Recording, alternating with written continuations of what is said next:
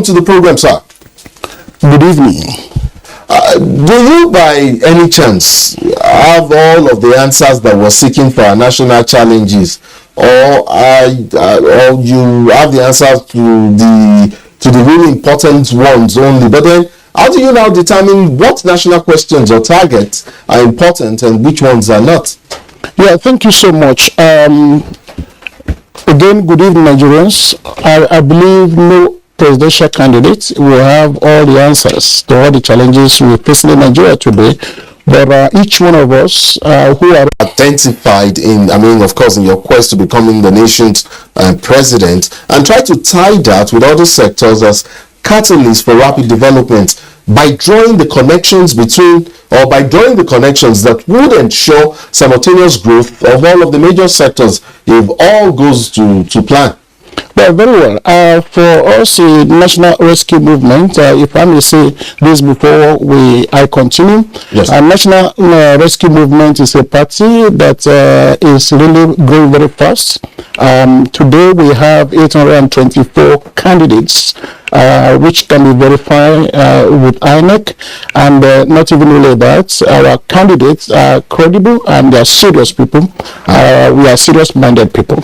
Now, but for us, the National Rescue Movement, and as a presidential candidate of the party, one among other things is the unity of our nation, to see what we can do to unite this country, because we cannot continue to be divided more than what it is now. So I believe only if we can come together and unite our country, that definitely a lot of changes will occur in no time. And also, yes, so that is priority. And then we also talk about the insecurity in the country today, which of course that is the major problem that everybody is worried about.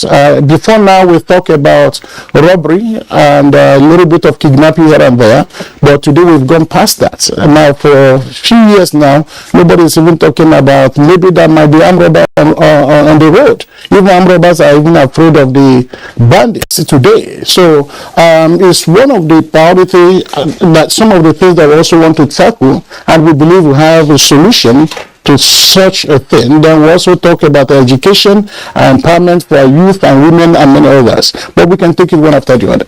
Okay, great. But like I asked in my question, you've identified these key areas. You've talked about unity, you've talked about security, you've talked about education. Of course, you highlighted a bit more some other areas as well. Can you tell me how these sectors tie together, in a synergy, and how your emphasis on these sectors would spark development simultaneously in other key sectors of the economy as well?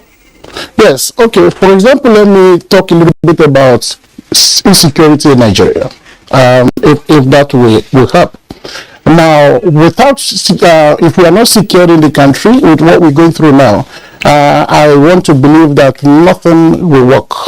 If the country is not secured, and now education, we're going to have a problem, kidnapping will continue, and many more. So for us, we have a solution to the aspect of insecurity in Nigeria, which I've said many times, that's without number. I think the first thing we're going to do in NRM, and as a presidential candidate, in tackling the problem of insecurity, is to start with a dialogue. Which anytime I said we're going to start with dialogue, I will not ready to say once we are the president of Nigeria, the next thing is to start killing everybody, bombing everyone. I said no. But each time I said we're going to start with dialogue, everybody's like, oh, you are the first candidate that's talking about dialogue with the terrorists or with the bandits. So, and they also ask me, how then do you dialogue with your enemies? I said, that's not the question here. So let me highlight that a little bit.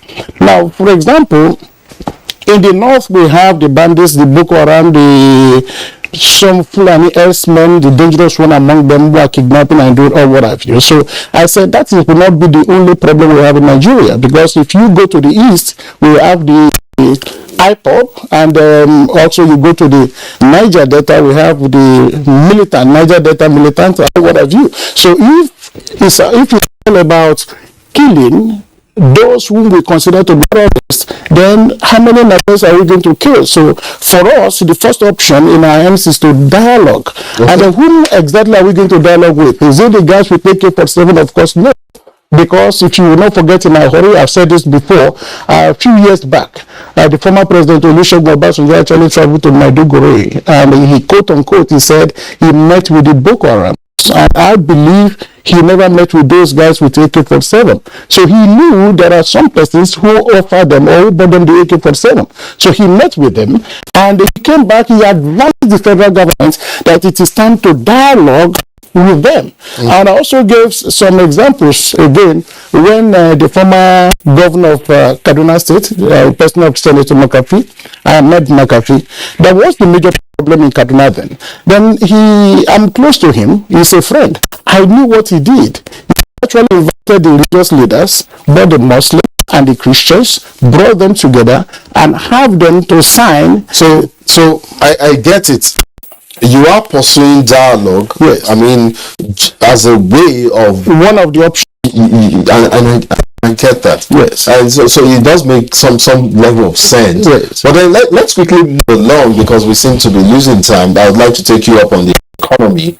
And as you know, we have a struggling economy at the moment, right, occasioned by several internal and external factors, right, and shocks. Any incoming administration is likely to inherit a national debt stock of roughly 7 trillion naira, meaning so many things for our country economically.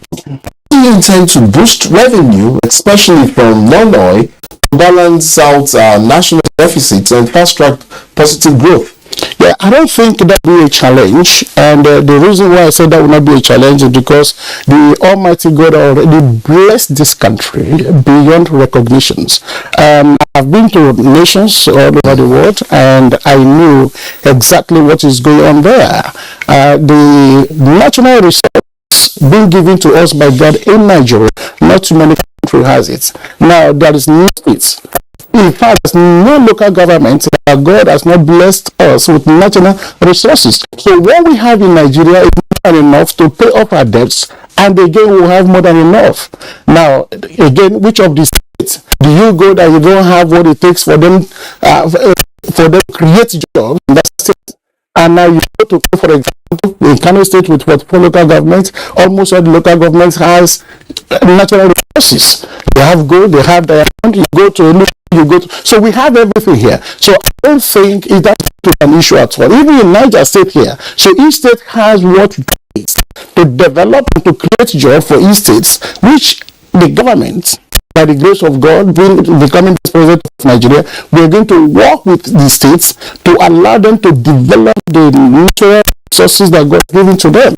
So I think we are going to reduce the problem of borrowing forever. So there's a lot in the country that God has given to us that we can pay off our debt and it'll be okay. We may not have enough time to break down some of what you've just said, but if I make sense at all of what you've just said, you are inferring that you might likely, or you would most definitely tamper, or with the exclusive and legislative list. You might, for instance, remove issues like mining from the federal exclusive list and the concurrent list. Is that what you're trying to say? Yeah, but you see, we're not just going to do that without the legislatives. So we're going to work together. It's an idea. Of course. Yes, we're going to work together. And all that we're going through in Nigeria today, they're also Nigerians. So there are better options of things we can do that is better than what's happening now. I believe the legislative will concur. So in a way, the federal government will be more than ready to work with the states so that at least they can develop the areas in their states. Where do you stand on the issue of fuel subsidy? I mean, would you guarantee an extension of the fuel subsidy regime or an outright removal? Yes, the subsidy will be removed, but it's going to be immediately. And I've heard some persons saying immediately they assume office within 100 days, subsidy is gone. I'm not saying they are wrong, because what we do in our NRM, in our party, as a presidential candidate, is never to criticize anybody. We are focused. We have where we're going. So, the first thing we're going to do is to make sure that our refineries will work. If we don't have one that we can refurbish, then what I do with that, If it's beyond what we are required, we have to build our own refineries and like to take about months. By doing that, it also will allow subsidy to continue for a period of time. And the moment our refinery is up and running, then of course we're going to subsidy and never need it for that. Okay, so I totally agree with you. For I have an issue with revenue and raising taxes for citizens, especially a struggling economy like ours. What is your take on restructuring tax subsidy, which, by the way, of course, is low, in a manner that doesn't put further strain on a struggling populace? Yes, that is why we talk about the revenue or the tax we're talking about now. It's because I've been there for 30 years. Now, you bring some who is the president, and when the Trump was there, the issue of tax is more on the masses. Why others believe it has to be more the elites? I think the same can happen here in Nigeria. Now, if elites should be able to pay more taxes, and for the masses, they should be able to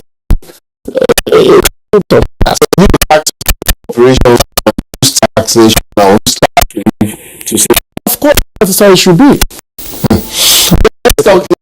Let's end this conversation by talking a bit of this segment of our conversation by talking a bit about the NRM and what's the state of your party now, 32 days to the election, 1 days to the election, I beg your pardon, against the backdrop of some subsisting legal pursuit over your candidates.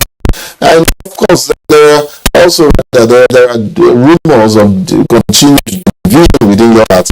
Well, to be honest with you, the news, that's what we call fake news, and we have fake news today. I'm talking about SEO, but to some extent, there are more fake news there.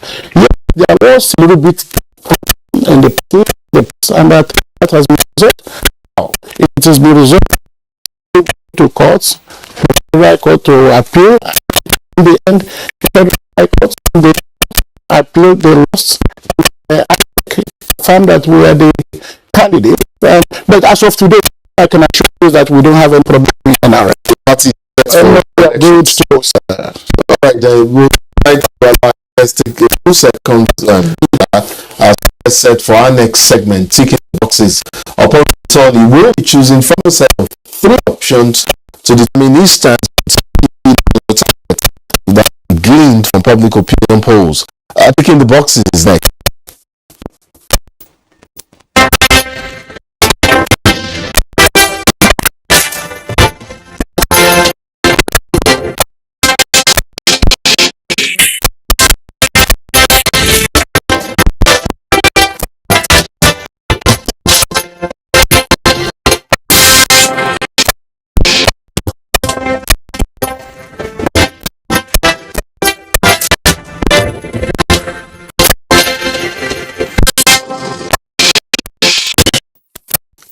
Time to tick the box.